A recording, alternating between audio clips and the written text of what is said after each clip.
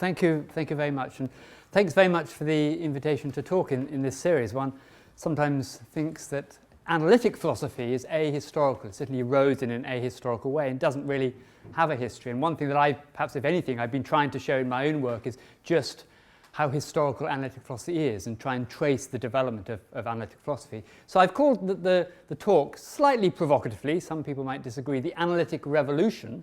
I want to suggest that there was something distinctive came into existence when analytic philosophy arose, and try and give you an answer as to what's particularly distinctive of analytic philosophy, certainly of one central strand in analytic philosophy, and that's the strand that originates in the work of Frege and Russell. So here's the plan. I mean, you've got a handout, so if you can't read what's on here, you can look at the handout. If you fall asleep for 5 minutes, you can perhaps pick up from the handout where we're at.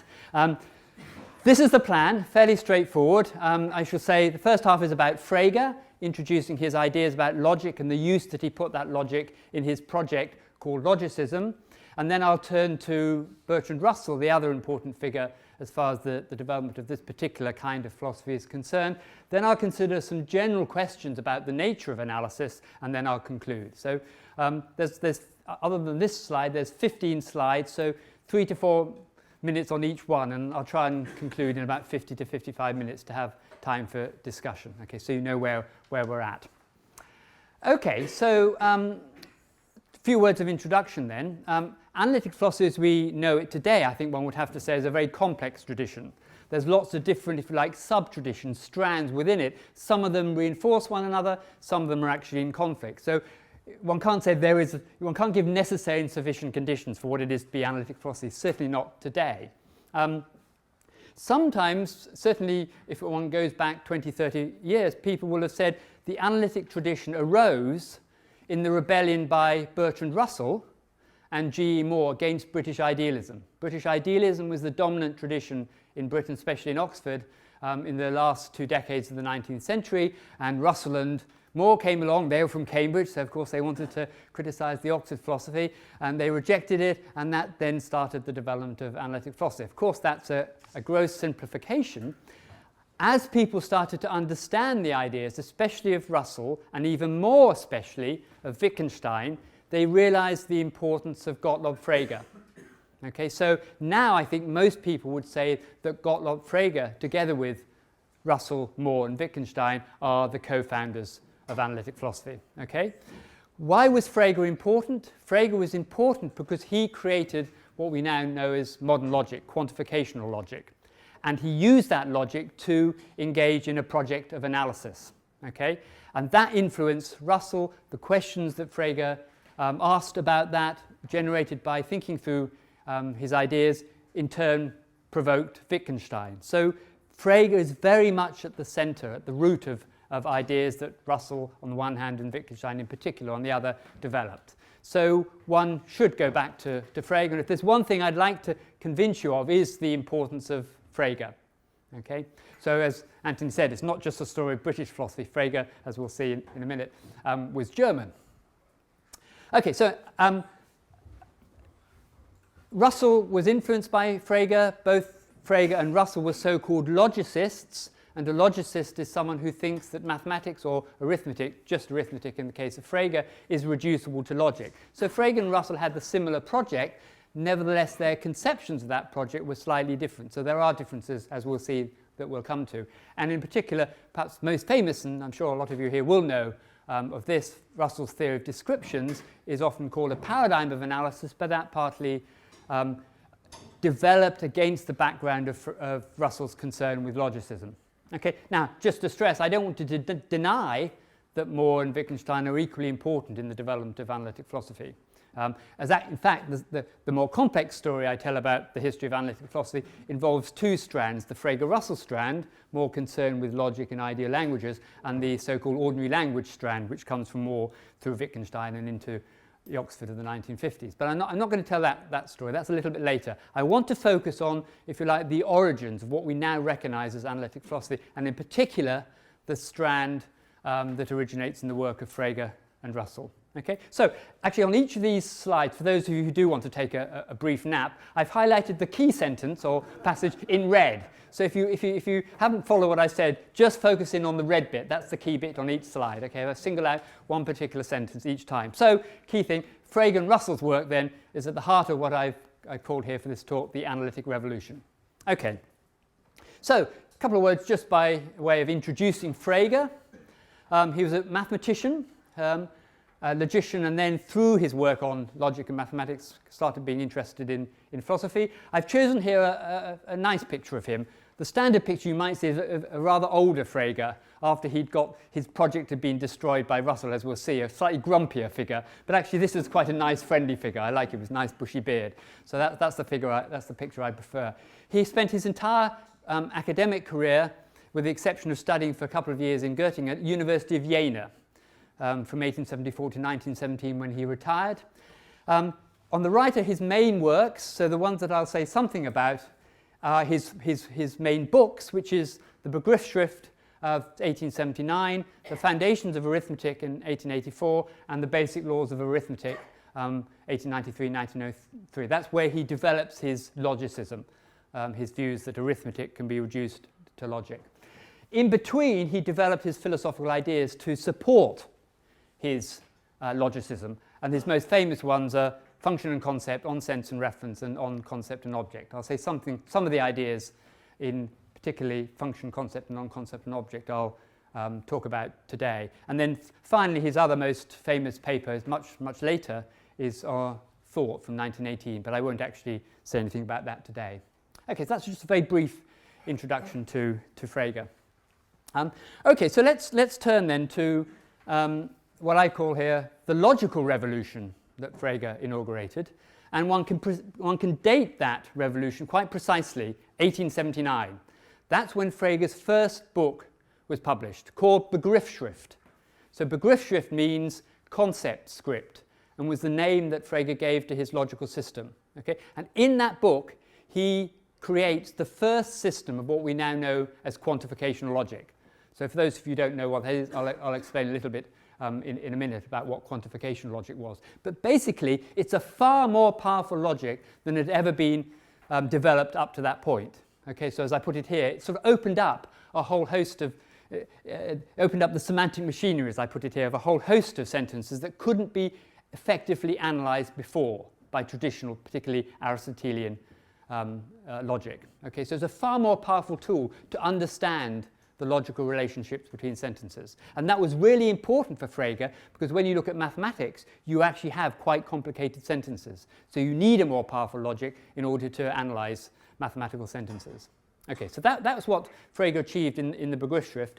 The absolute key, so here's the red bit, wake up for just this bit, and you can go back to sleep if you want. The absolutely key bit is the use that Frege made of function argument analysis, extending it from mathematics to logic. Okay, so this should be familiar from your sort of high school mathematics. So we could represent a line in analytic geometry, for example, as y equals ax plus b, where a is the gradient and b is the point where the line intersects the y-axis. And we would say that y is a function of x. So if you take the equation y equals 2x plus 3, for example, and you put in x as 1, you get 5, okay, and so on. So you exhibit y as a function of x.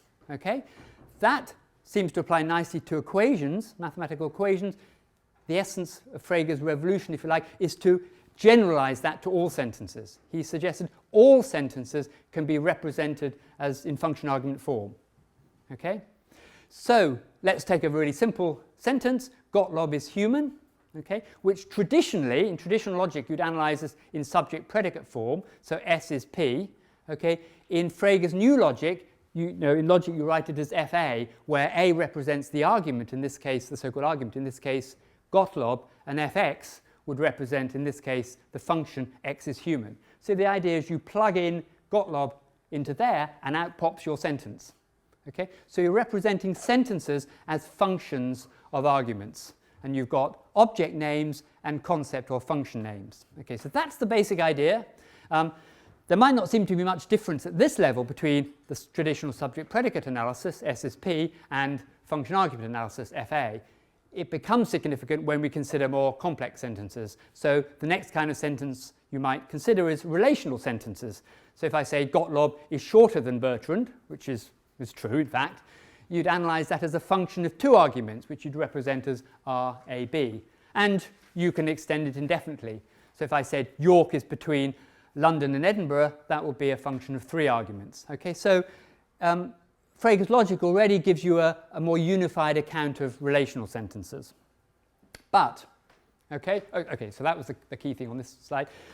But where the power of function argument analysis really comes in is when you have sentences involving what are called quantifier terms, like all, some in particular, most, even the, sometimes seen as a quantifier term. Terms that quantify how many of something there is. Okay? Aristotelian logic did have a system of logic that looked at the relationships between all A's and some A's, and some A's, all A's are B, some A's are B, and so on. But what Frege's new logic can do is consider cases where you have very complex sentences with multiple quantifier terms. But let's just stick to the simplest kind. Okay? For those who've done logic, this will be utterly familiar, but hopefully sort of further down the line you'll see what the philosophical significance is in terms of some of the philosophical ideas that Frege and Russell had. So we take the sentence, all logicians are human. Okay, we represent that in logic as, for all x, if x is a logician, then x is human. Okay, so we're seeing this in function argument terms. You put in a value for x, whatever you take, if it's a logician, then it's human. That has a much more complex, as we put it, logical form than its simple grammatical form. Grammatically, all logicians are human might seem rather like Gottlob is human. It's just that you switch from a name for a single object to a name for a collection of objects. Okay? Frege is saying actually the logical form of the sentence, all logicians are human, is much more complex than its grammatical form might suggest. Okay? It has this form that will be revealed in the logic, which we might express by saying, if anything is a logician, then it's human. For all x, if something is a logician, then it's human. So you have two functional expressions, x is L, x is a logician, x is human, connected by a propositional connective, if then, and bound by the quantifier. So it's much more complex. Okay? Something similar applies to the sentence, some logicians are human. Here you use the so-called existential quantifier, and you have, that says there are some things that are both logicians and humans. Okay? So the key thing is then, these sentences are much more complex than their grammatical form might suggest. And logic is a tool, as it were, to open up the complexity of that sentence. So one way to put it, using a term that Russell later uses in his theory of descriptions, is that the subject terms, all logicians, some logicians, are analysed away. Okay? In their logical formalization and their, as it were, English paraphrase of that, the term all logicians, some logicians doesn't appear. It disappears. Okay? We just have a term for the concept logician and the concept human. That's the key bit that I'll come back to in a minute.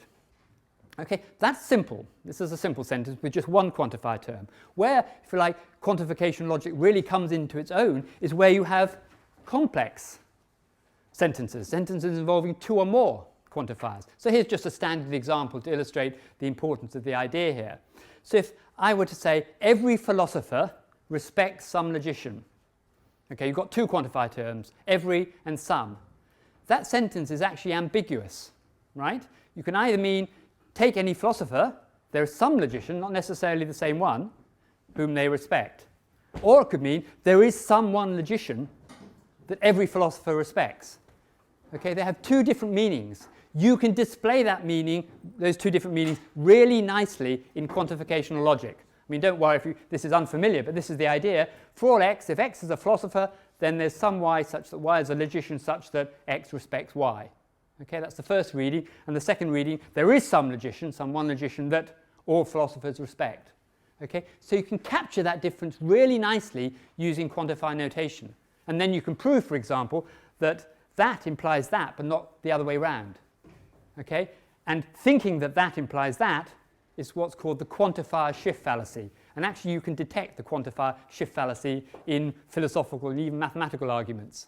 Okay, so identifying, as it were, the ambiguity here and pinpoint, as it were, clarifying it by means of the logic can actually provide a useful service to to all of us who engage in thinking. Okay, so that's just an example of the power of quantification logic and the possibility that it has of representing complex propositions.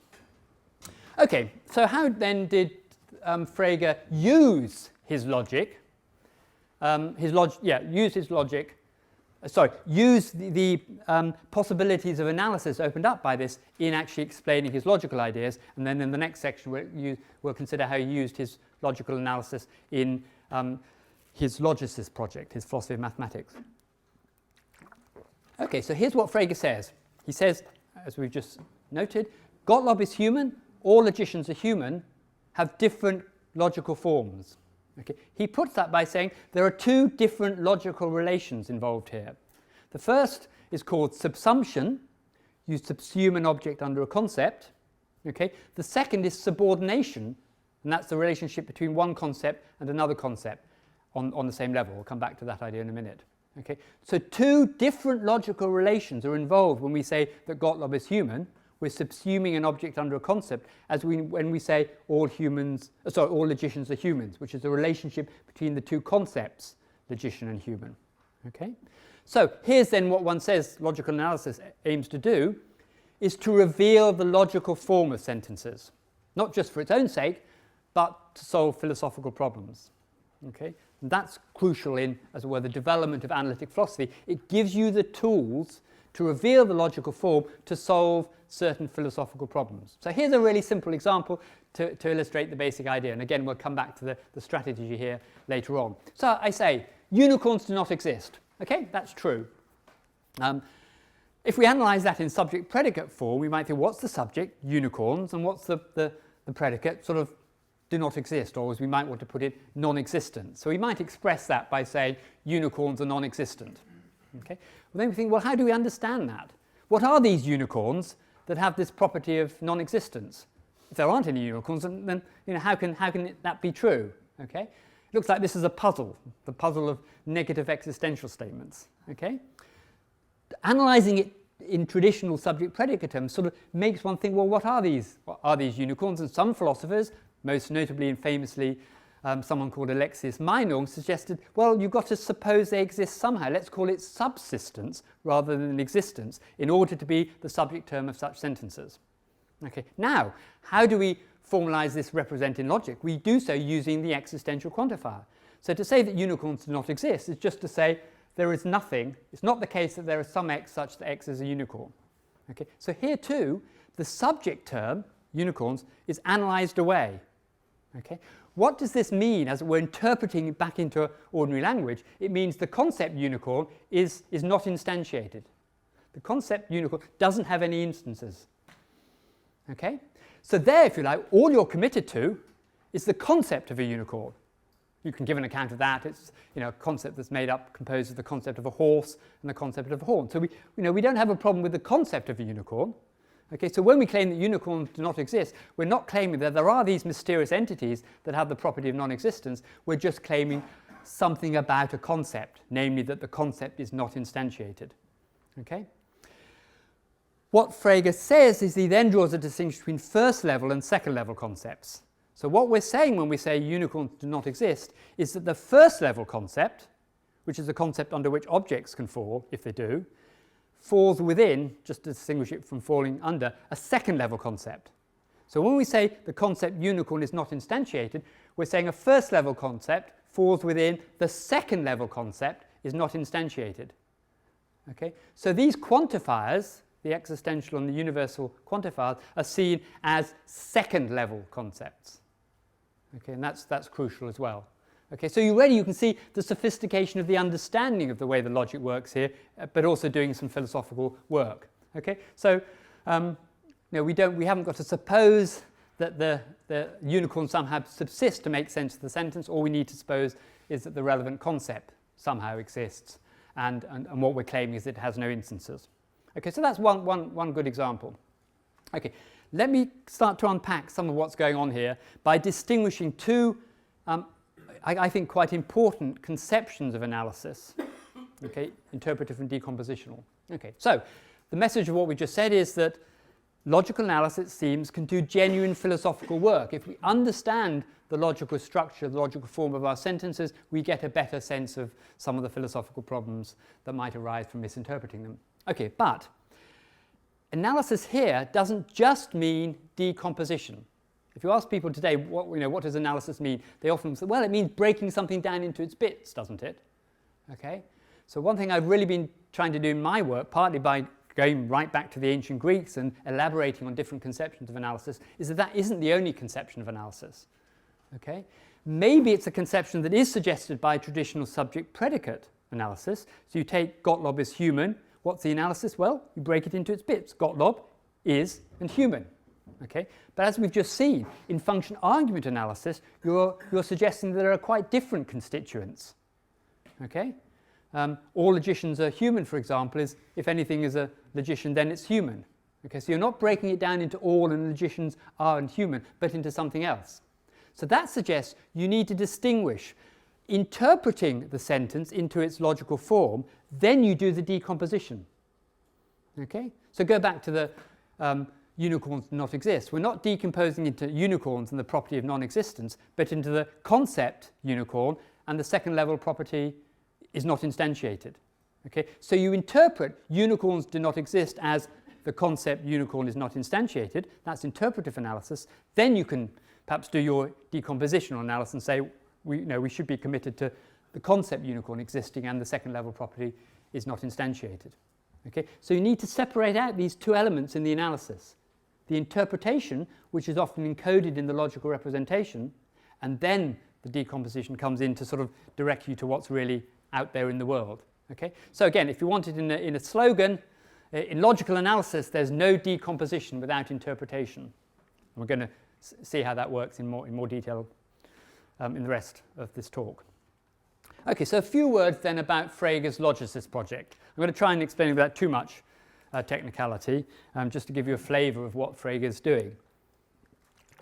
So as I mentioned, the three main books that he wrote are the Begriffsschrift, 1879, the Foundations of Arithmetic, 1884, and the Basic Laws of Arithmetic, 1893 and 1903. In the first book, Begriffsschrift, he gives you his new logic. He also provides, using that logic, a logical analysis of mathematical induction, which is an important form of reasoning in mathematics. Okay? So it made it at least plausible that maybe his claim that arithmetic is reducible to logic could work. One can give a logical analysis of mathematical induction.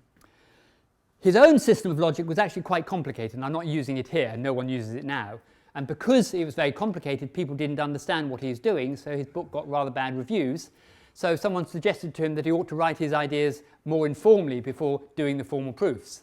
The result was the Foundations of Arithmetic in 1884, which is an absolute masterpiece. And if there's one book you should read to understand what analytic philosophy generally is about, and certainly Frege, it's that book.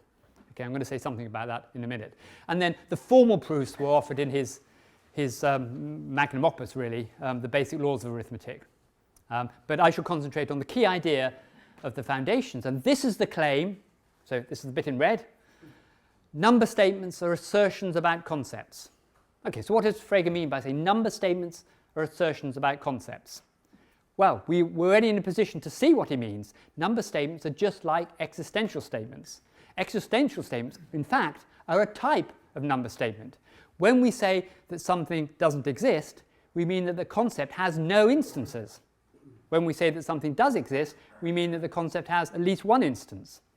Okay? So existential statements are a kind of number statement. And what is an existential statement? It's an assertion about a concept.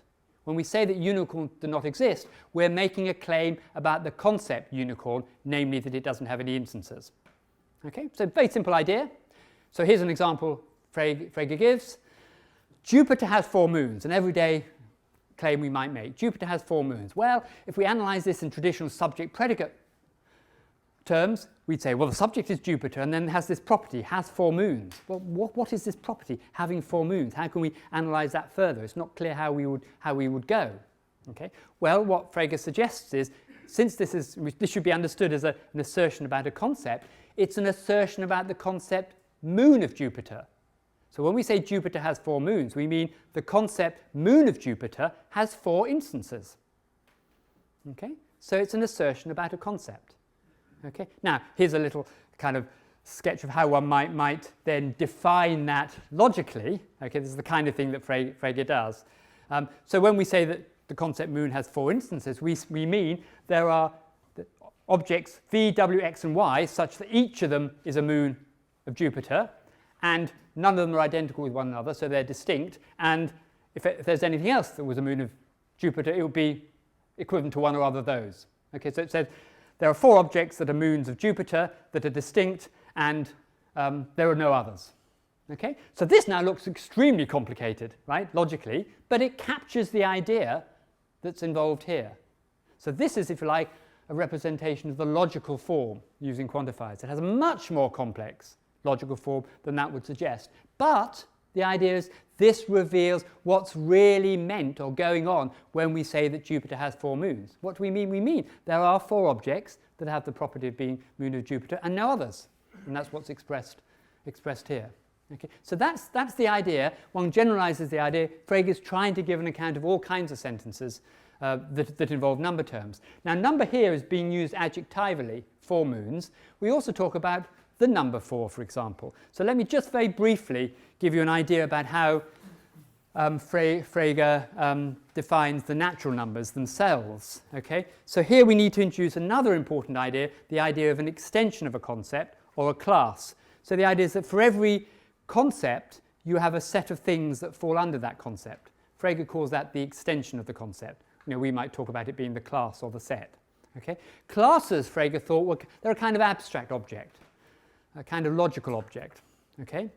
So what Frege does is define the numbers as classes, as extensions of concepts. So since he thinks that, and let's accept this for now, that classes are a kind of logical object, if you can define the numbers as classes, then you've shown that numbers are in fact logical objects. Okay, so here's roughly how it goes.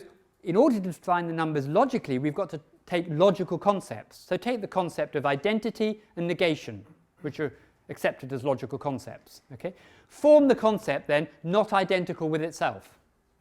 Okay? We can form the concept not identical with itself as a logical concept. Well, nothing, says Frege, is not identical with itself. Okay? So the class of things that fall under the concept not identical with itself is the null class. Okay? So the simple view is to just define the number 0 as the null class. In fact, Frege defines it as the class of all classes that have the same number of members of the null class, but we can ignore that complication here. The basic idea is the number 0 can be defined in terms of the null class, which is logically defined. Well, now we have our first object, so we can form the concept is identical with this object. Okay, that has one object. We can use that to define our number 1. Now we have 2 objects, so we can define the concept is identical with either 0 or 1, and we can use that to define the number 2, and so on. That's how it goes. Okay, as I put it here, starting with the null class then, and using only logical concepts, we can define all the natural numbers. Okay, so that's the idea. Okay, we'll see why this is important in just a second.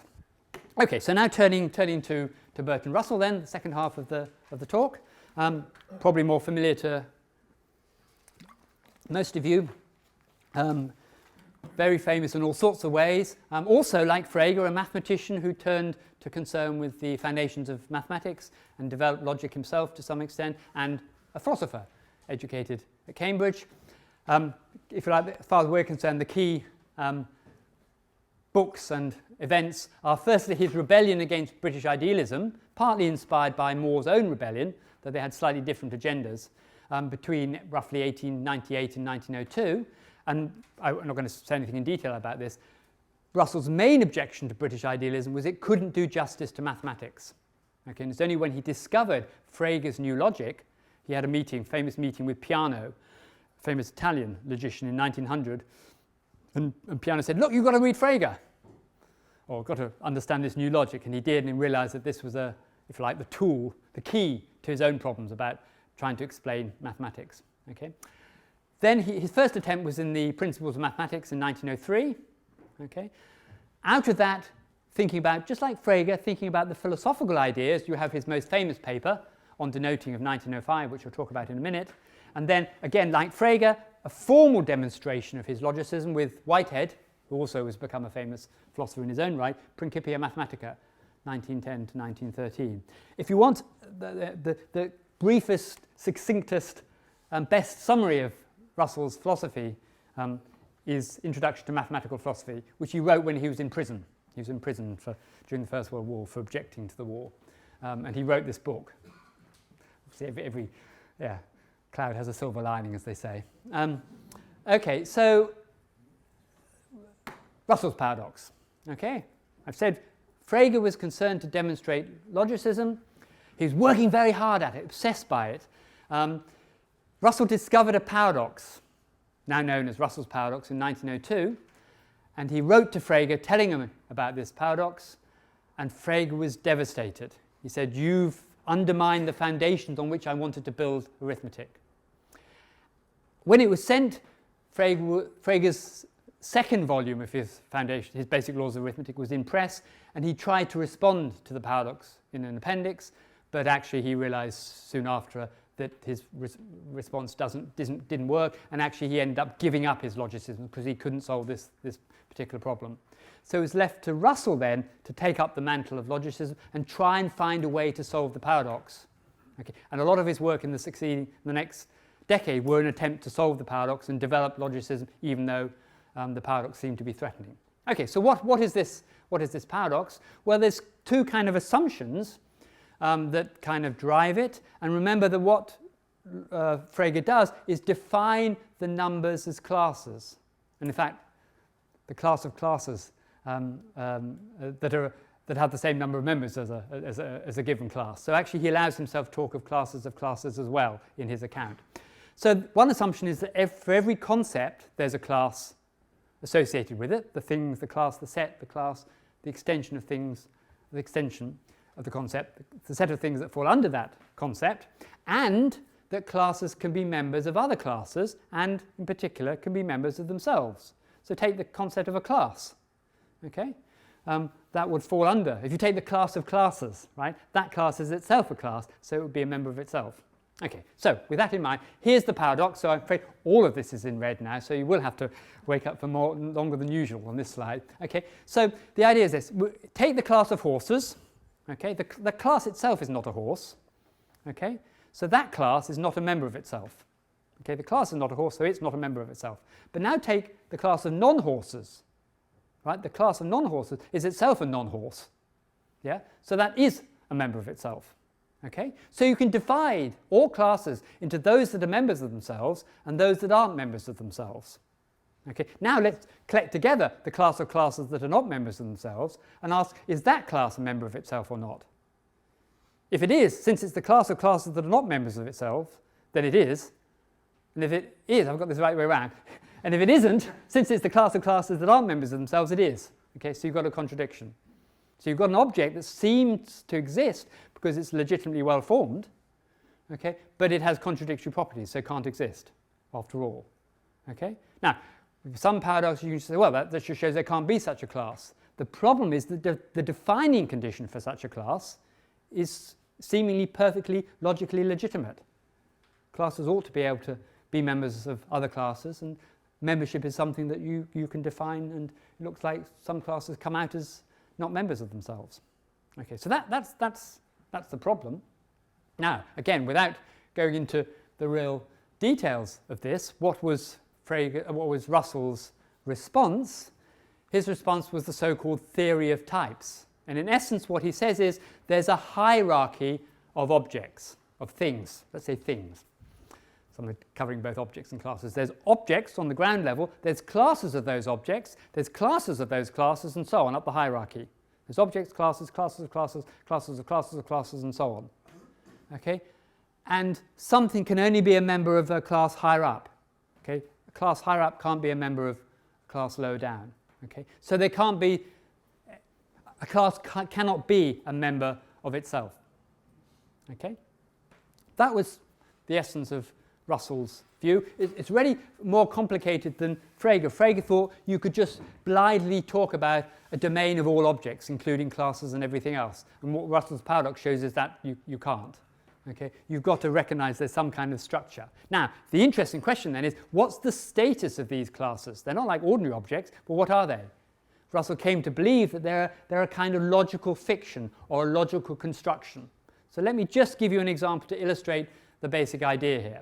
Okay, so if I were to say something like, which I think, let's say it's true, it's not exactly this number, we could have another number. The average British woman has 1.9 children. Okay? Now, you analyse this in traditional subject-predicate form. Well, who is this average British woman? You know, like imagine some investigative journalist from the BBC going around, who, now, can we find this average woman? Even if there were such an average woman, I think you wouldn't find that they had 1.9 children. Okay? But we know what we mean when we say that, and we can say that such sentences are true. What do we mean? We just mean that if the total number of children of British women divided by the total number of British women is 1.9. Okay? So the average British woman is a kind of logical fiction or a logical construction, which you can explain by understanding this proposition as this. This sort of unpacks what we mean when we say that. This is a kind of abbreviated, simpler form. Okay? It enables us to say, well, look, while the average British woman has 1.9 children, the average Chinese woman has 1.6. We can make comparisons more easily across countries by using this kind of notation, right? It makes it simpler to talk. It's a convenient way of talking. Okay? But, of course, there is no such person, or need be no such person as the average British woman. Okay? So there's a sense in which it's a logical fiction or logical construction. Okay, which doesn't mean that sentences in which the term appears don't have a sense and a truth value. Okay? So let's apply that idea, just to give you the idea of what's going on here, to talk of classes. So we can say things about classes. We can say the class of horses is a subclass of the class of animals. Seems to be true. But if classes don't really exist because they're problematic, what do we mean? Well, we just mean anything that falls under the concept horse falls under the concept animal, which we can represent very easily in logic. Okay? So if you like, this doesn't commit us to the existence of classes, just to the existence of concepts. And so one could say, in a sense, talk of classes is constructed out of our talk of concepts. Okay, so that's the idea, and I think this is one way of explaining the idea of logical constructions. Okay, so let's turn to Russell's theory of descriptions, because it's this problem that is, in a sense, in the background to Russell's theory of descriptions, which may well be familiar to a lot of you. So the theory of descriptions is concerned with the meaning of definite descriptions. That's terms of the form VF. And remember, a term like the class of classes that are not members of themselves is a definite description. So we're going to need to understand how definite descriptions work and how they might still contribute to the meaning of sentences and the truth value of sentences, even if they themselves, we might want to say, don't refer to anything. Okay? So here's Russell's famous example, the present King of France is bald. Again, just like we did with unicorns not exist, if there is no present King of France, well, what are we talking about? Mustn't the present King of France subsist somehow in order for us to say anything about him? Okay. If there isn't a King of France, how do we understand the sentence? Is it true or false? Does it have a truth value if there's no present King of France? Looks like lots of questions arise when we puzzle over sentences in which the F doesn't seem to have a referent. Okay, so here's Russell's analysis then. The present King of France is bald is a complex sentence made up of a conjunction of three simpler sentences. The first is there's at least one King of France, which you can represent in logic. There's some x such that kx. The second is there's at most one King of France, which again you can represent like that. If you've got two things that look as if they're kings of France, actually they're one and the same. So that says there's at most one King of France. And then the third one, whatever is King of France is bald. Okay, if you put all those three together, you get the claim that there's one and only one, there's a unique King of France, and whatever is King of France is bald, which, again, simplifying, you would represent in logic like that. There's some x, such x is a King of France, and for y, if y is a King of France, then they're the same, and x is bald. Okay? So again, one main message, the logical form of the present King of France is much more complex. It has a quantificational structure than the original sentence. Okay. Now working to a bit that even those who might know something about the theory of descriptions might be interested in. How would we interpret that, bearing in mind what we've said before about Frege? Okay, well, what are we saying when we're saying this, putting it back as it were in ordinary language? We're saying that the concept King of France is uniquely instantiated. is instantiated by one and only one object, and whatever instantiates that concept also instantiates the concept bald. Okay? So it's a claim about concepts. Okay?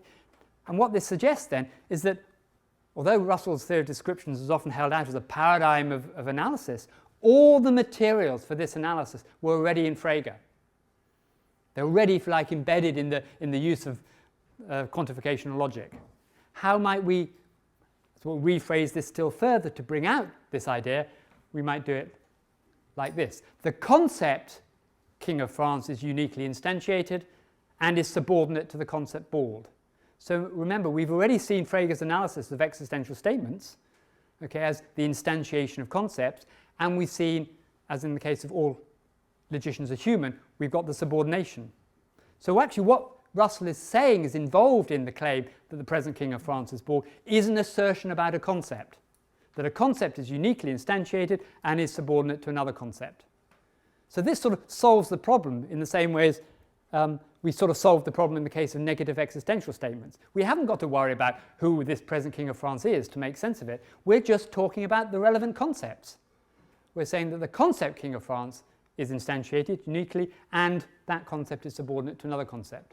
So if we can give an account of how we understand the concepts, and Russell takes for granted we have an understanding of the logical connectors here, that's an issue, but we have a basic understanding of logic.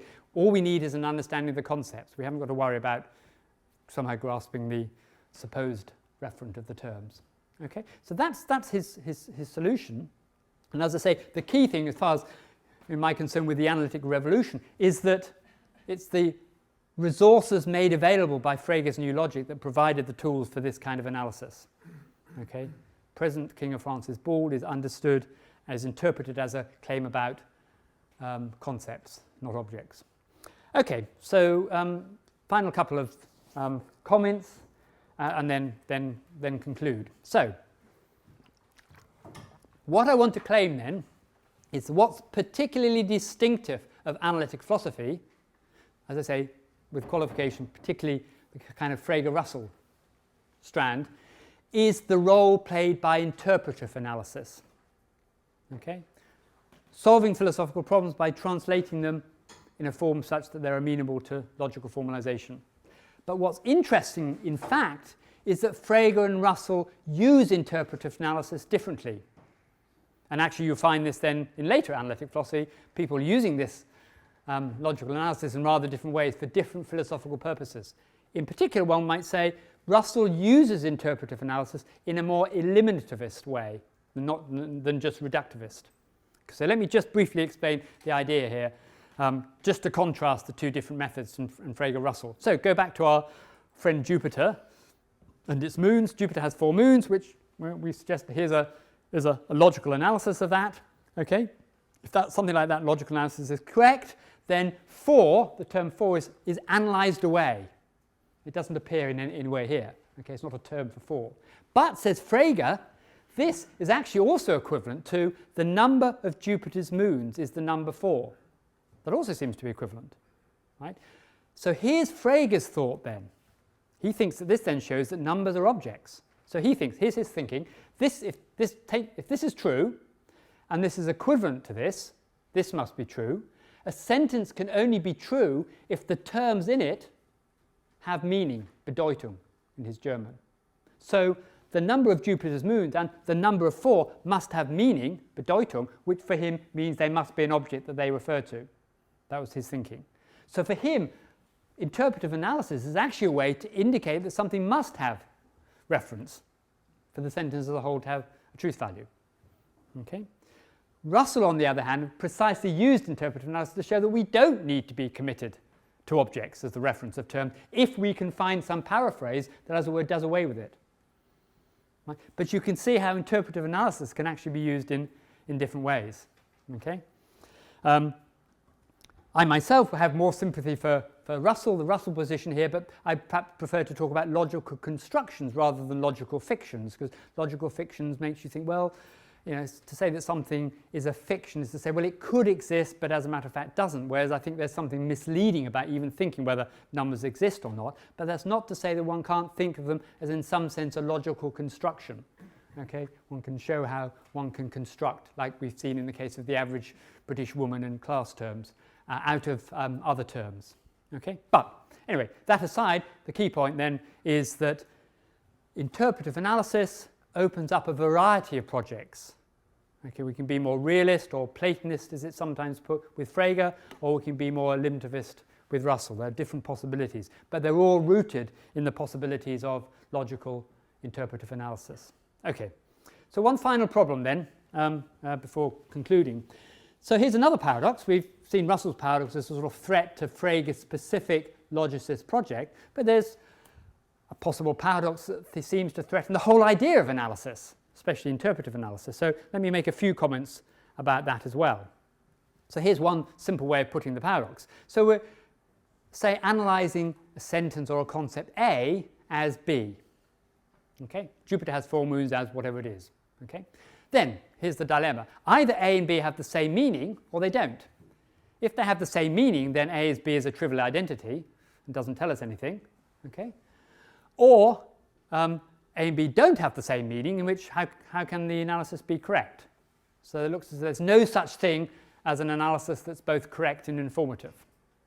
Okay, now there's a lot to say about this paradox, and actually Frege himself said something about this paradox, and to some extent he motivated his very famous distinction between sense and reference, which I won't talk about today. But here's an example to illustrate the problem. So let's go back to our all logicians are human, represented in logic as for all x, Lx implies hx. So Frege's analysis, interpretive analysis, is saying that says the same as, or is to be interpreted as, the concept logician is subordinate to the concept human. Now, question, do those two, L1 and L2, have the same meaning? Can't someone understand what it is for logicians to be human without having any idea of the concept of subordination? Maybe a lot of you today didn't know what subordination meant. Okay, so how can you claim that that has the same meaning? You surely understood what all logicians are human meant. Okay? Now, a minimum condition for correctness of analysis is certainly logical equivalence. I think we would say, well, you might not have realized it, but if that's true, and vice versa, certainly if you buy the analysis. In fact, we want a little bit more than that as well, and that's where it gets kind of messy, trying to spell out what the supposed notion of sameness of sense, as it would be here, is. Let me bypass that question by stressing an important feature of analysis, which I think is the way to resolve the paradox, and that's the dynamic nature of the process of analysis.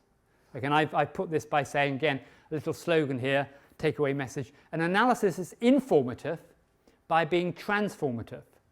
So what happens when you're offered an analysis, as you understand an analysis, is that you acquire the concept by means of which to reconceptualize, deepen your understanding of what you started from. So one thing I hope, for those of you who didn't know much of this before, I might have helped you understand today, is that one can understand that the logical relation in the claim that all logicians are human is a relationship of subordination between concepts. Okay, so I've kind of taught you, I've given you the vocabulary, in this case the concept of subordination, to understand that sentence better. When you've grasped that concept, you can say, ah yes, I see, that's exactly the same. Okay, so you're brought to recognize the relevant similarity. Okay, and that's because of the transformative, dynamic aspect of analysis. And not if we just take the A and B and just say, well, how do I understand that? You've got to recognize that analysis has a transformative dimension. Okay? So in general then, this is the message of analytic philosophy, and why I think one would say that it has been a very productive, influential movement in all sorts of different ways, manifold different kinds of ways. Analysis provides different richer conceptual tools to understand something. So what Frege's new logic opened up was a whole set of concepts by means of which to think more clearly about the logical relations between concepts. Okay, we've seen some already: subsumption, subordination, distinction between first level and second level concepts, etc., etc. Quantifiers as second level concepts, and so on. They help us to think more clearly about the way that language works. That in turn, I think, opens up a further set of questions which have also given rise to discussion, namely the concepts of meaning, sense, reference, and so on. Okay? So one might then suggest, to sort of round out the discussion here, that those logical and semantic concepts and relations are themselves a kind of logical construction, okay, which emerge in our practices of doing analysis. Okay, we get people to understand the relevant notion of meaning, sense, whatever it might be, through taking them through the relevant analyses in the way that I hope I've illustrated in the talk today. Okay, so then finally, conclusion. Very briefly, what is analytic philosophy? The obvious answer, analytic philosophy is concerned with analysis. But then the obvious objection is, well, analysis has always been involved in certainly Western philosophy from Socrates and Plato onwards. Okay, so that's not going to say anything about what's distinctive about analytic philosophy. Okay, so what I want to claim is, this is, if you like, the take-home message, what's especially distinctive of this Frege and Russell strand of analytic philosophy is the role played by interpretive analysis, a form of analysis that draws on the resources, as we've seen, the powerful new resources of the new quantificational logic. Okay? So that brought with it a whole new set of concepts, or maybe crystallized concepts that were there, but we probably perhaps didn't quite understand or realize how important they were, as I said, subordination, subsumption, first level, second level concepts, etc., which opens up a further set of questions about what's going on, which opens up further issues about meaning, sense, and so on, which is certainly characteristic of analytic philosophy in the later development. And interestingly, those are the questions that are taken up, as I put it here, by the next generation of analytic philosophers, in particular Wittgenstein, the logical positivists, and Carnap in particular, when the so-called linguistic turn was taken. Okay, now that's another story. I want to claim, nevertheless, that even that linguistic turn is ultimately rooted in Frege's and Russell's analytic revolution. Thank you.